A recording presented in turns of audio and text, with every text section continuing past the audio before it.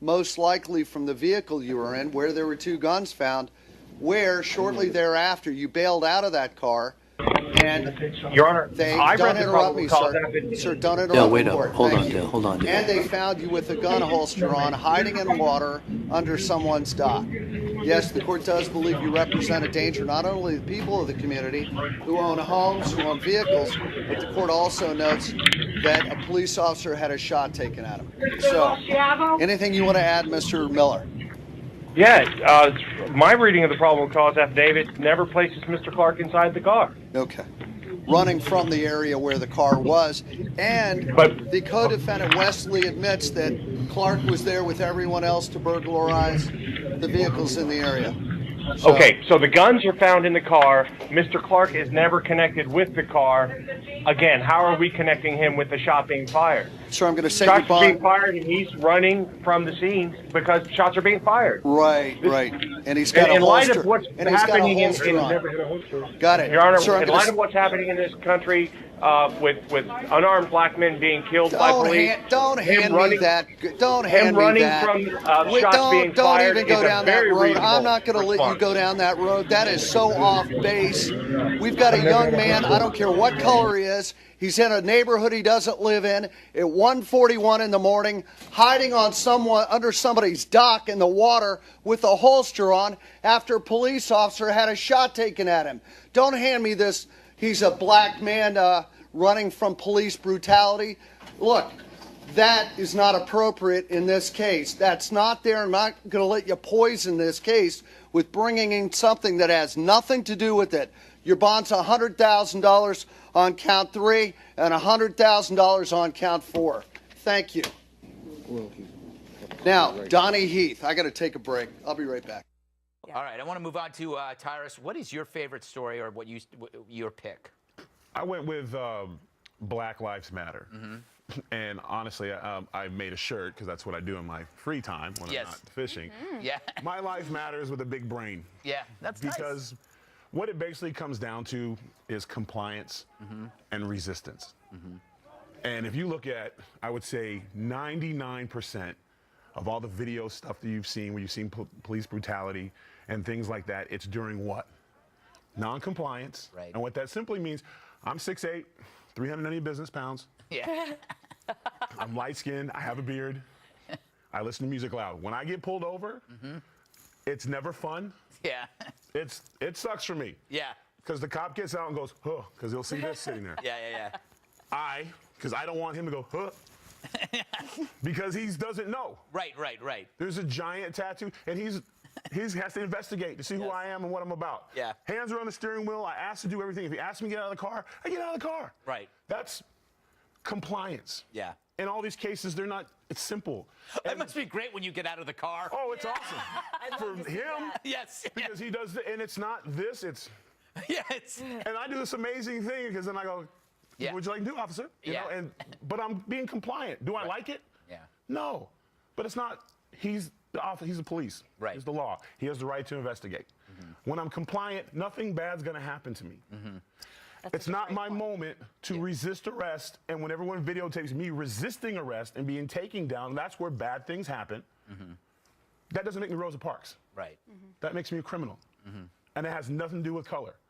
And I just want to make one thing that really bothered me. Like last night I talked to several, I wanted some more information because I'm on one side of it. I'm not a police officer. Right. So I actually had a chance to talk to a few of police officers. And the number one thing they all said, none of them knew each other and they were different colors and origins, whatever, said the same thing. Black Lives Matter is an insult to every guy who puts on a badge and runs to those bullets being fired in those neighborhoods. And these are high crime areas. Yeah.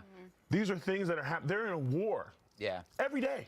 So my argument or my challenge would be to Black Lives leaders, which is not many of them. I mean, even the Johnny-come-latelys like Jesse Jackson didn't get involved. You know it's bad when Jesse Jackson, who's never wanted a free lunch in his life, not going to come to something. For them to be cops for a week. Yeah. For them to roll around these neighborhoods and see what they go through. Yeah. Because it's not okay. The resistance and the videotapes, our system is designed for us. So if you're arresting me and you're rough with me and it's on video, I go through the proper channels, I will sue you. Yes. You won't have your job anymore. That is true. But me fighting you back and picking that moment to be, and most people that are resistant is because they have something to hide. Threatening to kill white people, and police faced a judge. And we are learning about a demonstration outside right before it happened. In the past 90 minutes, the judge in this case delivered a passionate message to that defendant, and Channel 2's Tom Jones was in court for that confrontation and heard what the judge said. Tom? First of all, the judge found probable cause to move charges against Latasha Ned forward. After that, she made an impassioned speech saying more violence to protest violence gets us nowhere. Hashtag. How you feel when you be the hashtag? Hashtag. How you feel when you be the hashtag? And that was the scene outside the Clayton County Courthouse as Latasha Ned went before Judge Dallas on charges including terroristic threats and criminal solicitation. Police say they arrested Ned after seeing videos of her online with a gun and a machete advocating bringing harm to whites and police officers. Ned's attorney told the judge his client was defending herself from someone who had threatened her and she was exercising her rights to free speech. In the end, Judge Dallas said Ned's language was inciting and was more than an expression of free speech. You show two police officers and say it's open season on killing cracker cops. Does that fix the problems that we have in this country? Or does it add to the problems that we have in this country? How can you argue that racism is not a driving factor in income inequality? Because it has nothing to do with race and everything to do with culture. And when you have a culture that doesn't, you know what? Explain to me. You explain to me why black kids aren't graduating high school. Explain that one to me. Explain to me why black kids are shooting each other in rates significantly higher than whites are shooting each other. Explain to me why 13% of the population is responsible for 50% of the murder. Explain to me why the number of black kids in prison, not for innocent reasons, not for walking down the street and getting pulled into a prison, is so high. Explain, if it has nothing to do with culture, explain to me why the single motherhood rate in the black community jumped from 20% to 70% in the same course of time that the civil rights movement has made such tremendous strides. Is America more racist now than it was in 1960? And if it is, please explain to me how that happened. So what do I think those riots are? I think they're depravity, I think they're thugs, and I think if you really want to make a difference, Thurgood Marshall, who grew up just 2 blocks from there, did such a thing, who was a contemporary of Martin Luther King. Now I'd like to skip over to Dr. Seacrest. I look at the Baltimore uprisings as more than just riots, right? I hate the idea when you say thugs and riots, right? White people riot as well. When y'all win Super Bowls 2 years in a row, y'all get off the hook. Don't make it seem like it's just Baltimore getting upset. So my 30-second answer is I feel the frustration of what's happening in the community, and I think it's a symptom.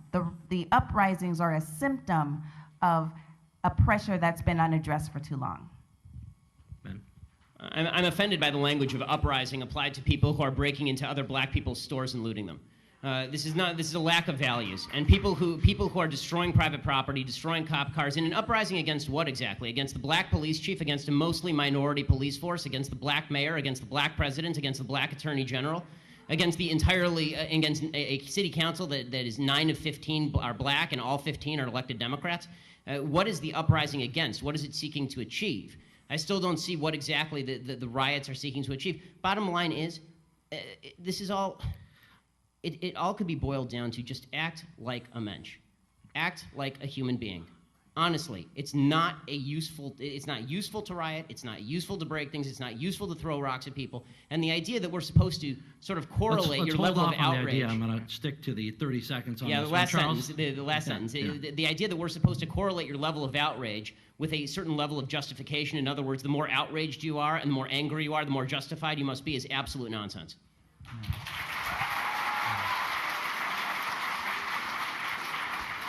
Then, since the issue of disparity has come up a number of times, when does disparity not indicate racism?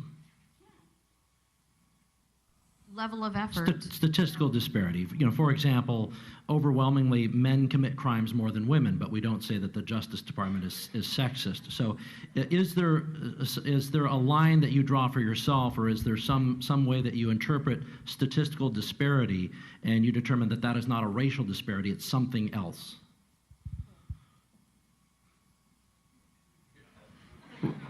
Well, we can return to it. That's okay too. Ben, did you want to? Yes. It's called evidence of racism. When there is no evidence of racism, it's probably not racism. When there is actual evidence of racism, it's probably racism. And the fact that everybody jumps from there's inequality and therefore there is inequity, just because there's inequality does not mean there was inequity.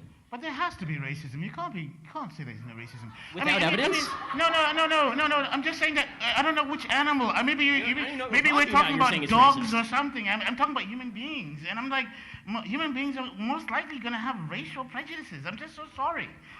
I'm just so sorry. I don't know. I don't come from. I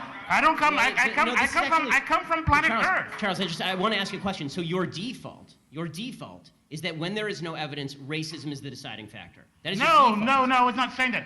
I'm just saying that you're going to have sexists, you're going to have racists, you're going to have all this stuff. I mean, I'm just saying that. I agree it exists, but the problem that I'm seeing, and this is the problem with the general conversation, is that there's no solution in simply saying there's racism out there.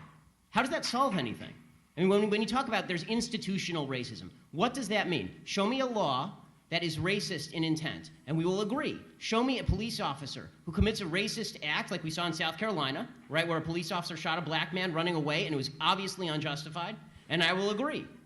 But you need, the idea that you can craft a narrative based on no racism because it just must be somewhere out there in the ether, that doesn't solve problems for anybody and creates more problems for people because now they grow up in a milieu and an environment where they are told that every obstacle they face is from some shadowy, nameless, faceless group who is out to get them simply because of the color of their skin. They'll never succeed in that environment.